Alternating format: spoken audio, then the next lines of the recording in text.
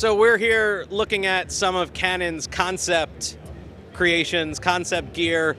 What's this little job right here? So this is a multi-function telephoto camera. This is, again, a concept piece. We've shown this a couple years in different iterations, and this is actually a working prototype of what we've shown in the past, which is basically woodblock.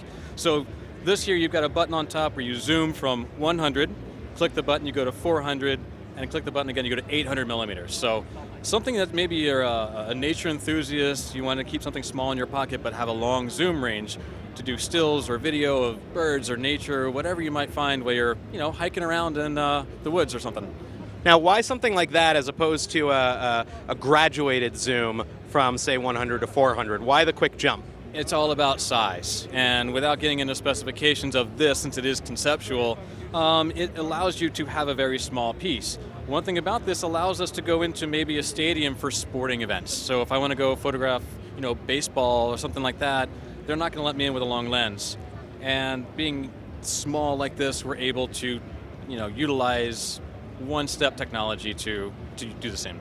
Now, you said we've seen iterations of this up to this point. How long does it usually take for Canon to go from that initial conception, that initial idea, now assuming it's not something that gets dropped by the wayside as you're going, but to a finished product? Because it's really pretty interesting. It really is a tough question to answer because depending on the product. For example, last year we showed the IV Rec, which was, that was 2018.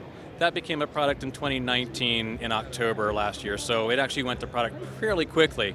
Overall, it depends on the product life cycle, where we're going, what the technologies are available, so it's a very tough question to answer. It could be anywhere from 1 year to 10, who knows? One other thing I'm curious about, you're showing off these prototypes, you're showing off these initial concepts. A lot of companies don't do that. A lot of companies don't want to give hints at what they're working on.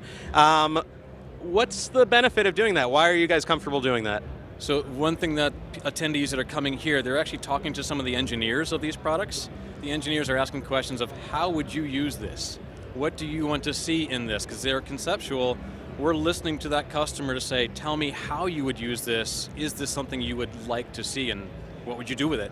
So it helps in the iteration and the design process. Exactly. It tells us what the customers want, and that's the feedback we need. So it helps both people, right? The consumer and us. Very, very cool. And you have one others that you want to show us. It's right here. So the AI camera is something we have shown in the last couple of years. Again, this is a more finished piece than we had last year. Something more that looks similar to maybe a webcam, but it's more still and video based. For example, you might be able to tell the camera, hey camera, take a picture. Or hey camera, start a video. Maybe you're doing a cooking show. So things like that are kind of the conceptual ideas for the AI cam. Now, you've had this for a little while now. Is this getting closer to market? It's getting closer to working and as it's supposed to. So as far as market, always a tough one when it comes to the conceptual stuff, because we might see it, we might not.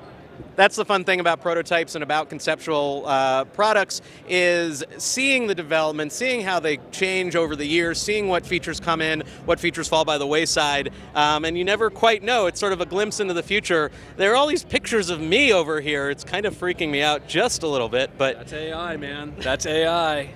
AI, freaking you out into the future. CES 2020. We're here in the Canon booth. We got a little bit more we're going to look at, and let's go check out the gaming booth.